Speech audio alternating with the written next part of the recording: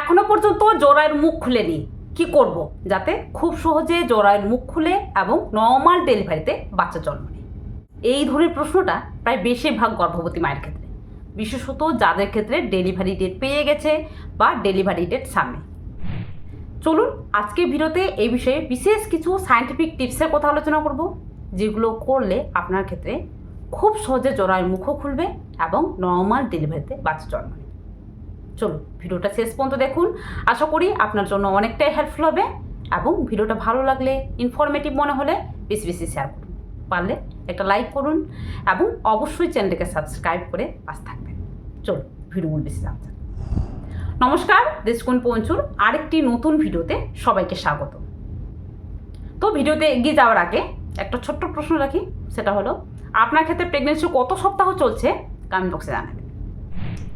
এবারে বলি, দেখুন সাধারণত ডেলিভারি ডেট যতটা কাছে আসে এই সময় স্বাভাবিকভাবে প্রায় প্রত্যেকের ক্ষেত্রে ডেলিভারি নিয়ে এক ধরনের চিন্তা টেনশন কাজ করে। তবে এই সময় ডেলিভারি কখন হয়, কত সপ্তাহে ডেলিভারি হয়ে যাওয়ার কথা, দেখুন এটা কিন্তু স্বাভাবিকভাবে গর্ভাবস্থার 37 থেকে 40 সপ্তাহের মধ্যে প্রায় বেশিরভাগ জনের ক্ষেত্রে হয়ে যায়। আর এই সময় হলে স্বাভাবিকভাবে আপনার প্রেগনেন্সিও হেলদি থাকে, বাচ্চাও হেলদি থাকে এবং প্রেগনেন্সি ডেলিভারিতেও কোনো ধরনের সমস্যা হয় না।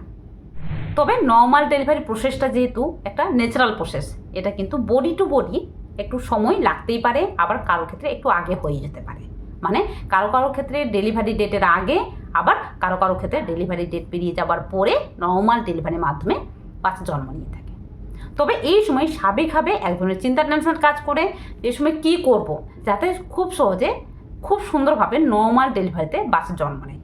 দেখুন এই সময় বিশেষত বিশেষ কিছু টিপস রয়েছে, যেগুলো করলে স্বাভাবিকভাবে আপনার ক্ষেত্রে ব্যথাও কম সহ্য করতে হবে এবং খুব তাড়াতাড়ি কিন্তু আপনার জরায়ুর মুখও খুলবে বা বাচ্চাদানের মুখটি খুলবে, যার জন্য খুব সহজে খুব সুন্দরভাবে নর্মাল ডেলিভারিতে বাচ্চা জন্ম হয়ে যাবে, যেটা কিন্তু আপনি বুঝতেও পারবেন না। বা এই সময় যে একটা ব্যথা সহ্য করতে হয় খুব বেশিক্ষণ ধরে, সেটাও কিন্তু আপনাকে সহ্য করতে হবে না।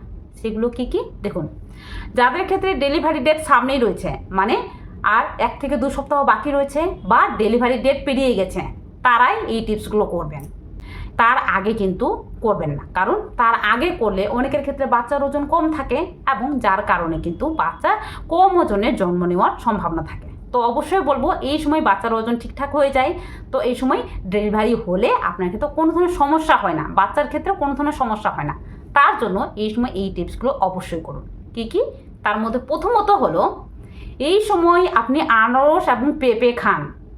আনারস এবং পেঁপে কেন খেতে বলছি, দেখুন গর্ভাবস্থায় আমরা এগুলো খেতে বলি না, কারণ এর মধ্যে এক বিশেষ ধরনের উৎসেচক রয়েছে, ব্রোমেলিন আর লেটেক্স নামক উৎসেচক, যেটা কিন্তু ইউটেরাইন কন্ট্রাকশন করতে সাহায্য করে, সময়ের আগে জরায়ুর মুখ খুলে দেয়, যার জন্য মিসক্যারেজ হয়ে যায়।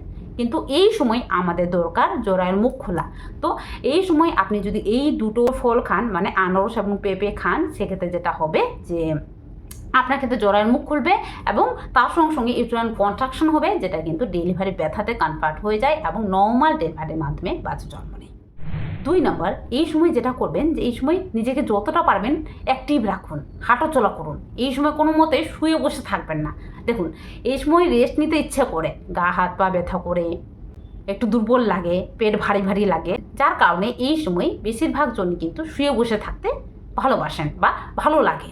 কিন্তু এই সময় শুয়ে বসে থাকলে ডেলিভারির প্রসেসটা কিন্তু হতে পারে না, বাচ্চা নিচের দিকে নামতে পারে না। তার জন্য এই সময় কি করবেন, এই সময় হাঁটাচলা করুন, যতটা পারবেন আপনি হাঁটাচলা করুন, পারলে একটু সিঁড়ি দিয়ে উঠানামা করুন। দেখুন সিঁড়ি দিয়ে উঠানামা করতে কেন বলছি, কারণ সিঁড়ি দিয়ে উঠানামা করলে যেটা হবে যে আপনার পেলভিক এরিয়ার যে মাসলগুলো আছে সেটা কিন্তু এভাবে করে করে কিন্তু একটা এক্সারসাইজের মতো কাজ করছে, যেটা কিন্তু বাচ্চাকে নিচের দিকে নামতে এবং জোড়ার মুখ খোলার প্রসেসটাকে খুব সহজ করে। তো অবশ্যই এই সময় হালকা সিঁড়ি দিয়ে উঠানামা করতে পারেন। তবে কিভাবে করবেন, কারো হাত দিয়ে করতে পারেন অথবা রেলিং ধরে 2 হাত দিয়ে শক্ত করে রেলিং ধরে 1 পা 2 পা করে কিন্তু আস্তে আস্তে করে উঠলেন, আবার আস্তে আস্তে করে কিন্তু নামলেন। তবে কোনো ধরনের সমস্যা হলে অবশ্যই সাবধানে করবেন বা করবেন না। 3 নম্বর, দেখুন এই সময় যেটা বলবো যে আপনি একটু গরম জাতীয় খাবারগুলো খান। গরম জাতীয় খাবারগুলো বলতে গরম গরম খাবারের কথা বলছি না, গরম জাতীয় খাবারগুলো বলতে এই সময় আদা রসুন খান। দেখুন এই খাবারগুলো কিন্তু আমাদের শরীরকে গরম রাখে, যার কারণে এই সময় আপনি আদা এবং রসুন খেতে পারেন, কাঁচা রসুনও খেতে পারেন অথবা সবজিতে দিয়ে রসুন খেতে পারেন বেশি করে একটু। আর আদা দিয়ে একটু চা খেতে পারেন। চা অতটা প্রিফার করা হয় না, তবে 1 কাপ চা খেতেই পারেন। তো এটা কিন্তু খেতে পারেন। তার সঙ্গে সঙ্গে আপনি এই সময় খেজুর খান। খেজুর খেতে কেন বলছি, কারণ খেজুর দেখা গেছে যারা খেজুর খেয়েছেন প্রেগনেন্সিতে তাদের ক্ষেত্রে কিন্তু নর্মাল ডেলিভারি ব্যথা কম সহ্য করতে হয়েছে এবং ডেলিভারি ব্যথাটাও ঠিক সময়ে উঠেছে। তো অবশ্যই এই সময় 6 থেকে 7টা করে খেজুর দুধের সাথে ফুটিয়ে অবশ্যই খান, হালকা উষুম দুধের সাথে এটা খান। এবং এই সময় উষুম জল খাওয়া শুরু করে দিন। উষুম জল খেলে যেটা হবে যে এই সময় আপনার মাসলগুলো কিন্তু রিল্যাক্স হতে শুরু করে এবং ডেলিভারি প্রসেসটা খুব সুন্দরভাবে হতে পারে। যার কারণে এই সময় হালকা উষুম জল খান। হালকা উষুম জল খেলে মাসলগুলো খুব সুন্দরভাবে রিল্যাক্স হবে এবং ডেলিভারি প্রসেসটা ভালোভাবে হবে, বাচ্চা নিচের দিকে নামতে পারবে। তো এই জিনিসটা কিন্তু মনে রাখুন। এবারে এই সময় বিশেষ কিছু গুরুত্বপূর্ণ টিপস এটা কিন্তু মনে রাখুন। এটা অবশ্যই আপনি সিক্রেট টিপস বলতে পারেন, মানে এটা কিন্তু আপনি গোপনেও করতে পারেন, যেটা কিন্তু আপনার ডেলিভারি ব্যথাটাকে উঠাতে সাহায্য করবে। এটা সায়েন্টিফিকলি দেখা গেছে, সায়েন্টিফিকলি প্রুভেন। তো অবশ্যই মনে রাখুন। এর মধ্যে প্রথমত হলো এই সময় কিন্তু আপনি নিপলকে স্টিমুলেট করতে পারেন, মানে আপনার স্তনের যে বটা অংশটা রয়েছে, নিপল অংশটা রয়েছে, এই নিপল অংশটাকে হালকা করে একটু মাসাজ দিন বা একটু করে কিন্তু সার্কুলার মোশনে মাসাজ দিতে পারেন। এটা করলে যেটা হবে যে আপনার শরীরে এক ধরনের অক্সিটোসিন নামক হরমোন খরিত হয়, আর এই অক্সিটোসিন নামক হরমোনটাই কিন্তু ডেলিভারি ব্যথা উঠাতে সাহায্য করে। গর্ভাবস্থা 9 নম্বর মাসে যাদের ক্ষেত্রে অক্সিটোসিন নামক হরমোন কম খরিত হয় তাদের ক্ষেত্রে কিন্তু ডেলিভারি ব্যথা ওঠে না। তো এর জন্য কিন্তু স্বাভাবিকভাবে আপনি এই টিপসটা করতে পারেন। এটা কিন্তু সায়েন্টিফিকলি প্রুভেন হয়েছে যে ডেলিভারি ডেটের আগে যদি এই টিপসটা ফলো করা গেছে, অনেকের ক্ষেত্রে নর্মাল ডেলিভারি ব্যথাটা খুব সহজে খুব সুন্দরভাবে উঠেছে এবং নর্মাল ডেলিভারিতে বাচ্চা জন্ম নিয়েছে। এবং আরেকটা টিপস যেটা কিন্তু আপনি করতেও পারেন আবার নাও করতে পারেন, আর করলেও আপনি কিন্তু অবশ্যই ডাক্তারবাবু পরামর্শ করবেন, কারণ এটা কিন্তু অনেকের ক্ষেত্রে অনেক সময় ঝুঁকিপূর্ণ হতে পারে। যেমন এটা কিন্তু ইন্টারকোর্স করা বা আপনার হাজব্যান্ডের সাথে শারীরিক মিলন করা। গর্ভাবস্থা 9 নম্বর মাসের শেষের দিকে ইন্টারকোর্স করলে বা শারীরিক মিলন করলে আপনার হাজব্যান্ডের সঙ্গে যেটা হবে যে এই সময় কিন্তু স্বাভাবিকভাবে যেটা বললাম যে এটা কিন্তু শরীরের মধ্যে একদম অক্সিটোসিন হরমোন খরিত হয়। আর তার সঙ্গে সঙ্গে পুরুষ দেহের যে শুক্রাণু যেটা কিন্তু সিমেন্টস বলা হয় থাকে, এটা কিন্তু স্ত্রী দেহে প্রবেশ করে। আর এর মধ্যে থাকে প্রোস্টাগ্ল্যান্ডিন, এটা কিন্তু ইউটেরাইন কন্ট্রাকশন করতে এবং জরায়ুর মুখে খুলতে কিন্তু সাহায্য করে। এটা অনেক সময় দেখা গেছে, তবে এটা করার সময় অবশ্যই সাবধানতা অবলম্বন করবেন, পেটের উপর যাতে কোনো ধরনের চাপ না পড়ে বা আপনার ক্ষেত্রে কোনো ধরনের সমস্যা থাকলে এটি আপনি এড়িয়ে যেতে পারেন, করবেন না। আদারওয়াইজ আপনার ক্ষেত্রে সব ঠিক থাকলে ডাক্তারবাবু পরামর্শ আপনি করতে পারেন। তো এই বিশেষ কিছু টিপস আপনি এই সময় থেকে করুন। আপনার ক্ষেত্রে 2 থেকে 3 দিনের মধ্যে অবশ্যই ডেলিভারি ব্যথা উঠবে। এগুলো কিন্তু গোপন টিপস, যেটা কিন্তু অনেকে বলে না। আর তাছাড়াও এই সময় অনেকে বলেন যে কাস্টর অয়েল খান, ঘি খান। দেখুন এই জিনিসগুলো কিন্তু খুব রিস্ক জাতীয় জিনিস। কাস্টর অয়েল কিন্তু অনেক সময় লুজ মোশন করে দেয়, আর লুজ মোশন হলে কিন্তু স্বাভাবিকভাবে শরীর দুর্বল হয়ে যায়। তো কাস্টর অয়েল যদি আপনি খেতেই চান তবে 1 চামচ খাবেন, কারণ কাস্টর অয়েল খুব সহজে কিন্তু অনেকের ক্ষেত্রে লুজ মোশন করে দেয় বা পাতলা পায়খানা করে দেয়, যার জন্য কিন্তু অনেকে দুর্বল হয়ে পড়েন।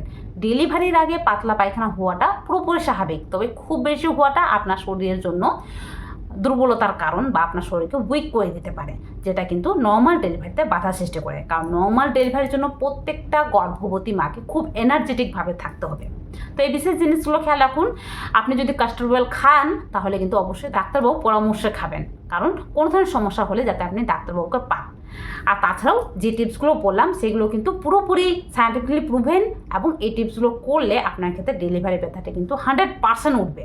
তো এই টিপসগুলো কিন্তু আপনি করতে পারেন, তবে অবশ্যই এই সময় বাচ্চা নড়াচড়া লক্ষ্য রাখবেন, বাচ্চা ঠিকঠাক আছে কিনা, বা কোনো ধরনের সমস্যা হলে কিন্তু আপনি অবশ্যই ডাক্তারবাবুর কাছে যাবেন।